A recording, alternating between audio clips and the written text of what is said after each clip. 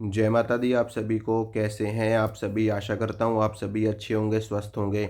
माँ आदि शक्ति जगदम्बा आप सभी का कल्याण करे, आप सभी का मंगल करे। तो आज मैं आपको एक ऐसी बेहतर जानकारी देने वाला हूँ जो शायद मैंने कभी दी हो अपने चैनल पर, या शायद किसी और ने आपको दी हो। ये जानकारी आपके लिए इतनी अच्छी है, इतनी अच्छी है, इतनी अच्छी है कि मैं इसके बारे में कुछ भी कितना भी कह दूँ वो कम है। यानी कि आपके लिए बहुत ही लाभदायक इन्फॉर्मेशन है आज की ये वीडियो में जो आपको मैं देने वाला हूँ। इस वीडियो में मैं आपको ये बताऊँगा कि कैसे आप किसी का पर्चा बना सकते हैं, कैसे आप किसी की पूछा दे सकते हैं और कैसे आप बहुत ही आसान तरीके से मंत्र को सिद्ध करके गद्दी दरबार चला सकते हैं। इस विषय पर मैंने शायद ही पहले कभी जानकारी दी हो, या दी भी हो मैंने कभी तो शॉर्ट में आपको जानकारी दी होगी, पूरी डिटेल आपको नहीं बताई होगी। तो ये जो क्रिया है, ये जो विधि है, आपको कोई भगत नहीं बताता, कोई ओझा तांत्रिक नहीं बताता, या कोई भी अन्य व्यक्ति नहीं बताता। क्यों नहीं बताता? उसके पीछे भी वजह ये है कि अगर वो आपको बता देंगे तो फिर उनके पास कौन जाएगा। तो इस विधि को जानने के लिए आपको बहुत मेहनत करनी पड़ती है, अपने गुरु की सेवा करनी होती है, गुरु के पास आना जाना पड़ता है और तब कहीं जा कर के आपको काफ़ी समय के बाद में आपको गद्दी दी जाती है, या आपको या आपको जानकारी दी जाती है, आपको सब कुछ बताया जाता है। तो इस वीडियो में मैं आपको बहुत ही गुप्त जानकारी रिवील करने वाला हूँ कि कैसे आप किसी का भी पर्चा बना सकते हैं, कैसे आप सिद्धि प्राप्त करके किसी की भी पूछा दे सकते हैं, कैसे आप त्रिकालदर्शिता प्राप्त कर सकते हैं और कैसे आप किसी की स्कैनिंग कर सकते हैं। तो बहुत ही बेहतर इन्फॉर्मेशन होने वाली है, तो वीडियो को लास्ट तक देखना। कोई भी चीज़ इसमें आप मिस मत करना, नहीं तो फिर कुछ नहीं हो सकता। ठीक है? तो चलिए बात करते हैं शुरू से। शुरू से मेरा मतलब ये है कि किसी व्यक्ति के इष्ट भगवान शिव हो सकते हैं, किसी के इष्ट हनुमान जी हो सकते हैं, किसी के इष्ट विष्णु जी हो सकते हैं, किसी की इष्ट देवी हो सकती हैं, किसी के इष्ट भगवान गणेश हो सकते हैं। ठीक है? मैं यहाँ पर ये नहीं कह रहा कि आप इसी देवता की पूजा करोगे तभी आप पर्चा बना सकते हो या तभी आप गद्दी चला सकते हो। आप जिस भी शक्ति को मानते हो, चाहे वो आपके ग्राम देवता हो, चाहे वो आपके इष्ट देवता हो, चाहे वो आपके कुल देवता हो, किसी भी शक्ति को आप पूजते हो, किसी भी शक्ति को आप मानते हो, हर शक्ति के माध्यम से आप गद्दी चला सकते हैं, दरबार चला सकते हैं, पर्चा बना सकते हैं। तो सबसे पहले आपको क्या करना होता है? सबसे पहले आपको अपना इष्ट चुनना होता है। इष्ट का मतलब ये है कि जैसे कि मैं माता रानी को मानता हूँ, माँ भगवती मेरी इष्ट हैं। आपकी हो सकता है कि आपकी भी इष्ट माता रानी हो, या आपकी इष्ट भगवान शंकर हो सकते हैं, विष्णु जी हो सकते हैं, राम जी हो सकते हैं, हनुमान जी हो सकते हैं। तो जो आपके इष्ट हैं, जो भी आपके इष्ट हैं, अपने इष्ट के मंत्र का जाप आपको करना होता है। तो सबसे पहले आपको क्या करना है कि जैसे कि मान लो आपको हनुमान जी का दरबार चलाना है, या आप माता को मानते हो तो माता का दरबार आपको चलाना है। तो आपको करना क्या होगा? सबसे पहले हनुमान जी का कोई भी एक मंत्र जो आपको सबसे ज़्यादा पसंद हो, सबसे ज़्यादा प्रिय हो आपको। हनुमान जी के भी कई प्रकार के मंत्र होते हैं, शाबर भी होते हैं, वैदिक भी होते हैं। तो इसमें शाबर की बात भी कर लेते हैं, कोई नहीं पूरी बात कर लेते हैं। शाबर मंत्र अगर आप मान लो ले लेते हो हनुमान जी का, जो बहुत ही प्रचलित मंत्र है, एक बहुत ही सिद्ध मंत्र माना जाता है। ओम हनुमान पहलवान वर्ष 12 का जवान, हाथ में लड्डू मुख में पान, आओ बाबा हनुमान आओ तो दुआई महादेव गौरा पार्वती की, ये मंत्र ले लेते हैं। ये हनुमान जी का शाबर मंत्र है। इस मंत्र का जाप करने से हनुमान जी की सवारी मिलती है, हनुमान जी की शक्ति मिलती है, हनुमान जी का अनुभव होता है, हनुमान जी की सिद्धि होती है। इसी क्रम में हनुमान जी के वैदिक मंत्र भी आते हैं, बीज मंत्र भी आते हैं, जैसे कि ओम ओम हनुमतये नमः। और एक मंत्र और आता है हनुमान जी का, ओम ओम श्री रामदूताय हनुमंत बाबाय नमः। ये मंत्र एक आता है। ओम रुद्रात्मकाय वायुपुत्राय अंजनी पुत्राय नमः करके, ये भी एक हनुमान जी का मंत्र आता है। तो हनुमान जी के ऐसे अनेकों मंत्र आते हैं। इसी तरीके से माँ भगवती का एक नवारण मंत्र होता है, एक माता काली का बीज मंत्र होता है, ओम क्रीं कालिकाय नमः। या फिर माँ भगवती का नवा ओम दुंग दुर्गाय नमः ये मंत्र होता है। तो जो मंत्र आपको पसंद हो, सबसे पहले उस मंत्र को आपको सिद्ध कर लेना है, ठीक है? मंत्र आपको ले लेना है, माला ले लेनी है और बढ़िया तरीके से आपको एक अनुष्ठान करना है सवा लाख मंत्रों का।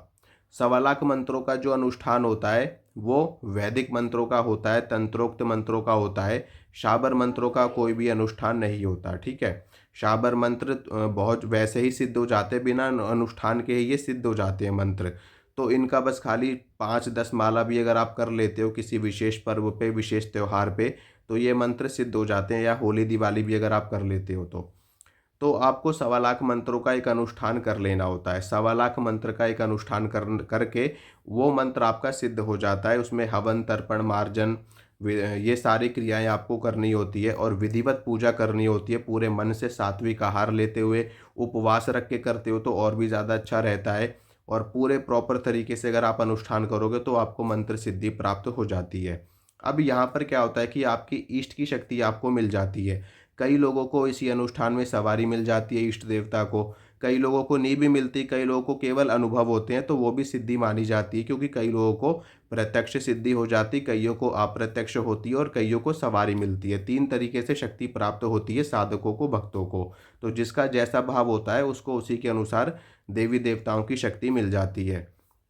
अब सिद्धि हो गई, सिद्धि मान लो आपने प्राप्त प्राप्त कर ली। अब इसके बाद में आपको क्या करना होता है कि अपने इष्ट देव की कम से कम आपको मूर्ति रखनी होती है अपने घर में, ठीक है? मूर्ति होना अनिवार्य है, फोटो पर ये सारी क्रियाएं नहीं होती हैं, तो मूर्ति होती है। तो मूर्ति में क्या होता है कि शक्तियों का प्राण आ जाता है, यानी कि शक्ति उसमें प्रवेश कर जाती है और शक्ति जागृत हो जाती है मूर्ति के अंदर।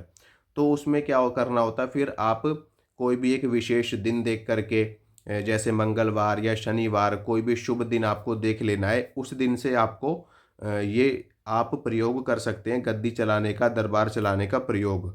तो इसमें क्या करना होता है कि अपने इष्ट देव को सबसे पहले जब आप पहले पहले दिन गद्दी चलाते हैं तो उसमें आपको सभी देवी देवताओं को, पितरों को, कुल देवता को, सभी को भोग प्रसाद लगाना होता है, ताकि वो सभी शक्तियाँ गद्दी पर, उनका आवाहन किया जाता है, वो सभी शक्तियाँ आती हैं गद्दी पर, आपको आशीर्वाद प्रदान करती हैं और आपको गद्दी चलाने का आदेश करती हैं और उसमें आपको आशीर्वाद भी प्रदान करती हैं। अब इसमें अगर आपके गुरु रहते हैं तो और भी अच्छा रहता है, क्योंकि बिना गुरु के भी कई बार अगर आप ये सारी क्रियाएं करते हैं तो कहीं पर दिक्कत हो सकती है, क्योंकि कई बार क्या होता है कि आप किसी का इलाज कर रहे हैं, लोगों का आप संकट काट रहे हैं, कोई ऐसा तगड़ा केस आ गया जो आपसे हैंडल नहीं हो रहा, तो फिर उसके लिए आपको गुरु का परामर्श लेना पड़ सकता है। तो ऐसे में लेकिन हाँ, अगर आप नॉर्मल तरीके से गद्दी चलाना चाहते हैं, जैसे कि नॉर्मल आपने भभूति दे दी पढ़ करके, या नॉर्मल झाड़ा लगा दिया, या नॉर्मल आपने केवल पूछा दे दी, संकट नहीं काटा, कुछ उतारा बता दिया आपने, तो इस तरीके से आप गद्दी चला सकते हैं आराम से, ठीक है? जब आप सिद्धि कर लेते हैं तो जिस दिन पहले दिन आप गद्दी लगाते हैं उस दिन आपको सभी शक्तियों को भोग लगाना होता है, क्षेत्रपाल को, पितरों को, कुल देवता को और माता शीतला को, चौगान वाली को, सबको भोग लगाने के बाद में फिर आप गद्दी पर बैठते हैं। तो जब क्या होता है कि शुरू शुरू में थोड़ी परेशानी आपको हो सकती है, लेकिन जब लोग जब आना शुरू हो जाते हैं आपके दरबार में या आपकी गद्दी पर, तो ऑटोमेटिक शक्तियाँ आनी शुरू हो जाती है, क्योंकि किसी के साथ मसानी आ रही है, किसी के साथ बालाजी आ रहे हैं, किसी के साथ भूत प्रेत भी आ रहे हैं, तो किसी के साथ अन्य शक्तियाँ आ रही हैं। तो इस तरीके से क्या होता है कि आपके दरबार में शक्तियाँ इकट्ठी होनी शुरू हो जाती हैं, 100, 200, 500, 1000, 2000। तो जब कहीं पर शक्तियाँ इकट्ठी हो जाती है तो वो शक्तियाँ दूत के रूप में कार्य करना शुरू कर देती है। जैसे कि मान लो गद्दी के जो मुख्य देवता हैं वो तो हैं दुर्गा जी, काली जी, हनुमान जी, लेकिन उनके नीचे इतनी सारी शक्तियाँ इकट्ठी हो जाती जो उनकी सेवा में हो जाती है, यानी कि उनके दूत के रूप में चलना शुरू कर देती हैं। तो वो शक्तियाँ खुद ही आपकी सहायता करनी शुरू कर देती, क्योंकि यहाँ पर आप एक जन कल्याण का कार्य कर रहे होते हो, लोगों की भलाई का कार्य कर रहे होते हो, तो ऐसे में शक्तियाँ जुड़ती चली जाती हैं आपसे और आपका भी कल्याण होता है और जो लोग आ रहे होते हैं उनकी अपने आप पूछा भी दे सकते हैं, पर्चा बना सकते हैं। इसमें क्या होगा कि शक्ति खुद आपको अपने आप प्रेरणा देती है। शक्ति प्रेरणा देगी आपको, शक्ति आपको वैसे भी बता सकती है और आपके मन में प्रेरणा दे सकती है। आपके मस्तिष्क में, आपके ब्रेन में विचार विचार उत्पन्न हो सकते हैं, आपके मन में विचार उत्पन्न हो सकते हैं। यह शक्ति आपको डायरेक्टली भी आकर के बता सकती है, कान में आपको आवाज़ भी लग सकती है और आपकी जीवा पर भी शक्ति वास कर सकती है। तो इस तरीके से शक्ति आपको प्राप्त होती है।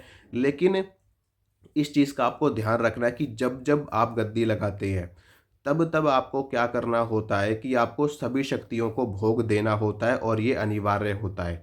क्योंकि अगर आप सभी शक्तियों को भोग नहीं देंगे, तो फिर वहाँ पर क्या होगा कि शक्ति रास्ता रोक देगी, रास्ता बंद कर देगी और आपकी गद्दी नहीं चलेगी, आपका दरबार नहीं चलेगा। जो भी आप लोग देख रहे हो, सब चीज़ें हो रही हैं, कर रहे हो आप लोग, तो इसमें सभी देवी-देवताओं को भोग लगा करके आप स्थूल रूप से भी भोग लगा सकते हैं, जैसे कि सबका अलग-अलग भोग आप लगा सकते हैं। नहीं तो आप हवन में भी सबके नाम की आहुतियाँ दे सकते हैं। कई लोग लौंग का जोड़ा देते हैं, कई लोग 1 बताशा 2 लौंग ये भी भोग देते हैं। जैसे कि मान लो 1 बताशा ले लिया आपने, 2 लौंग ले लिए, हनुमान जी के नाम का दे दिया, माता शीतला के नाम का दे दिया, माता काली के नाम का दे दिया, अपने पितरों के नाम का दे दिया, अपने कुल देवता के नाम का दे दिया। तो इस तरीके से जब आप सबका भोग दे देते हैं तो सारी शक्तियाँ प्रसन्न रहती हैं और आपकी सहायता करती हैं, और इस तरीके से धीरे-धीरे करके फिर आपका एक्सपीरियंस भी बढ़ जाता है इस चीज़ में, और आपकी शक्ति बढ़ती रहती है, शक्तियाँ आपकी पावरफुल होती रहती हैं। और साधना तो देखो करना अनिवार्य है। जो आपकी रोज़ की साधना है वो तो आपको करनी ही पड़ेगी। धीरे-धीरे करके आपके मंत्र में और भी ज़्यादा पावर आने लगती है, इष्ट आपके और भी प्रबल हो जाते हैं, तो अपने आप ही फिर आपकी पूछा आनी शुरू हो जाती है और आपका पर्चा बनना शुरू हो जाता है। ठीक है, तो ये थी बहुत ही रहस्यमयी और गूढ़ जानकारी जो मैंने आपको दी है, जो शायद ही आपको कोई बताएगा, या लोग बताते भी होंगे आपको, तो मुझे उसके बारे में नहीं पता है।